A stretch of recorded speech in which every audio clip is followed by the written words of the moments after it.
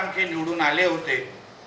आता परत एकदा सन्मान्य राणे साहेबांच्या नेतृत्वात जे आम्ही जिल्हा परिषद पंचायत समित्या लढवल्या, आमचे मुख्यमंत्री म्हणून आदरणीय देवेंद्र फडणवीस साहेब, उपमुख्यमंत्री आमचे एकनाथ शिंदेजी, दुसऱ्या उपमुख्यमंत्री आमच्या सुनित्राताई पवार यांच्या सगळ्यांच्या नेतृत्वावर विश्वास ठेवण्याचं काम आमच्या सिंधुदुर्गच्या जनतेने परत एकदा केलेलं आहे। आमचे प्रदेश अध्यक्ष रवी चव्हाणजी यांनी जे काय मार्गदर्शन आम्हाला केलं, जो पाठिंबा आम्हाला दिला, त्याच्यामुळे आम्ही सांघिक काम अतिशय चांगल्या पद्धतीने करू शकलो। सिंधुदुर्गाचा विकास, ग्रामीण भागाचा विकास आता अजून ताकदीने करण्याची एक चांगली संधी आम्हाला आज चालून आलेली आहे।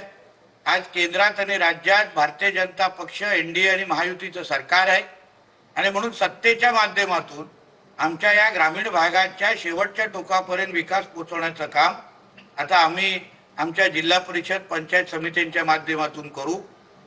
आज भरपूर निधी देऊन, जसं राणे साहेबांनी उल्लेख केला होता किंवा एक संकल्प केला होता की आमच्या जिल्ह्याचं दरडोई उत्पन्न हे 4.5 लाखाच्या घरात आम्हाला घेऊन जायचं आहे, त्या दिशेने आता आम्ही जिल्हा परिषद पंचायत समितीच्या सत्ता केंद्राचा वापर करून जिल्ह्याच्या प्रत्येक वर्गाचा, समाजाचा विकास करण्याचं ध्येय आता आम्ही ह्यापुढे आम्ही करणार आहोत। आलेले जे 5 अपेक्षा आहेत ते तसं म्हटलं तर भारतीय जनता पक्ष हे बंडखोर म्हणून त्याच्यात आपण उल्लेख करू शकता। मला प्रामाणिक पद्धतीने वाटतं की या जिल्ह्यामध्ये भारतीय जनता पक्ष आणि महायुतीला हरवण्याची ताकद ना उभाटामध्ये आहे ना महाविकास आघाडीमध्ये। पण आम्हीच अगर आमचं घर नीट अतिशय व्यवस्थित पद्धतीने ठेवलं असतं, महायुती म्हणून आम्ही सांघिक लढलो, पण हे जे काय अपक्ष आणण्याचा जो काय प्रकार झालेला आहे तो निश्चित पद्धतीने महायुतीला एवढं चांगल्या आनंदाच्या ह्याच्यामध्ये गालबोट लावणार आहेत।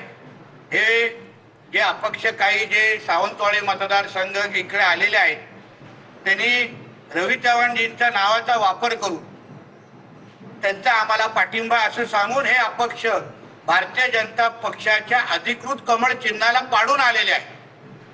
हे निश्चित पद्धतीने ना रवी चव्हाणजींना मान्य असेल ना आम्हाला कोणालाच मान्य आहे। शेवटी जेव्हा महायुतीचा निर्णय आम्ही लोकांनी केला तेव्हा राणे साहेब, फडणवीस साहेब, रवी चव्हाणजी, एकनाथ शिंदेजी ह्या सगळ्यांच्या सहमतीने आम्ही हा निर्णय केलेला आहे। पण तरीही एका बाजूला शर्टावर आम्ही कमळ चिन्ह लावतो आणि दुसऱ्या बाजूने कमळ चिन्हाचाच उमेदवार पाडण्यासाठी आम्ही ताकद लावतो।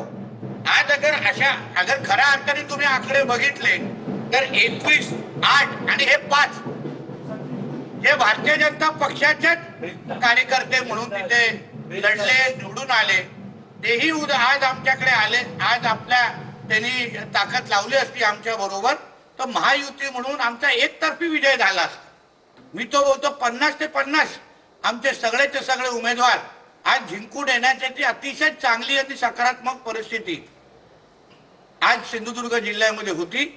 पण ह्या गोष्टीवर आम्ही निश्चित पद्धतीने आता निकालाच्या नंतर महायुती म्हणून हे जे काही मस्ती करणारे जे लोक आहेत, अदृश्य हाताच्या नावाने महायुती आणि सिंधुदुर्गाच्या विकासाला गालबोट लावणारे जे लोक आहेत, अदृश्य हाताच्या नावाने आमच्या जिल्ह्यामध्ये भारतीय जनता पक्षाच्या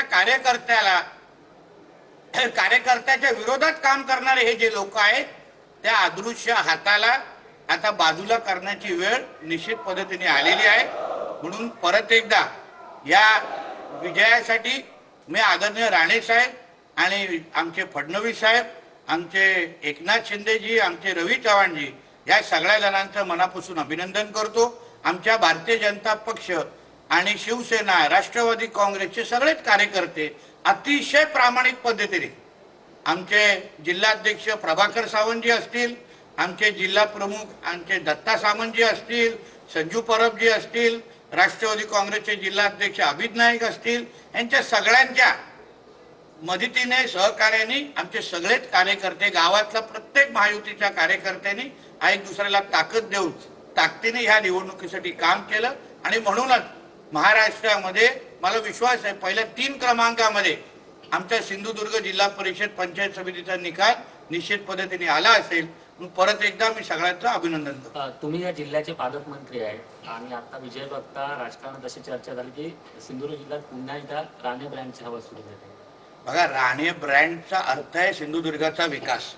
शेवटी ह्या जिल्ह्याला 1990 पासून तो आतापर्यंत जो काय प्रवास जिल्ह्याने केला, आमच्या इकडे लाल मातीचे रस्ते पासून आज कॉन्क्रीटचे रस्ते आणि वाडीमध्ये घेऊन जाणारे रस्ते, टँकर मुक्त आमचा जिल्हा, हे सगळी राणे साहेबांनी ह्या जिल्ह्याला ज्या पद्धतीने वाढवलं, ताकद दिली, विकासाच्या मार्गावर घेऊन गेले, राज्यात नाही, देशात नाही, जगाच्या पाठीवर सिंधुदुर्ग जिल्ह्याची एक वेगळी ओळख आमच्या सन्मान्य राणे साहेबांनी या जिल्ह्याला मिळवून दिली.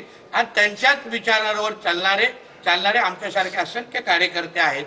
आणि म्हणून राणे ब्रँड म्हणजे सिंधुदुर्गाचा विकास, राणे ब्रँड म्हणजे सिंधुदुर्गाचं दरड उत्पन्न वाढवणं, राणे ब्रँड म्हणजे सिंधुदुर्गाच्या तरुण तरुणीला 2 हाताला काम देऊन परत एकदा त्यांना स्वघरी आणणं, ह्याला राणे ब्रँड म्हणतात. आणि म्हणून या राणे ब्रँडला ताकद देण्यासाठी जे काय आमच्या आदरणीय फडणवीस साहेबांनी आतापर्यंत जे आमच्या बरोबर उभे राहिले, आम्हाला ताकद दिली, त्याचमुळे आज आम्ही एवढा मोठा विजय आम्ही मिळू शकतो. सिंधुदुर्ग जिल्ह्यात विकासाचा मुद्दा तुम्ही घेतला, त्याचबरोबर तुम्ही एक महत्वाचा मुद्दा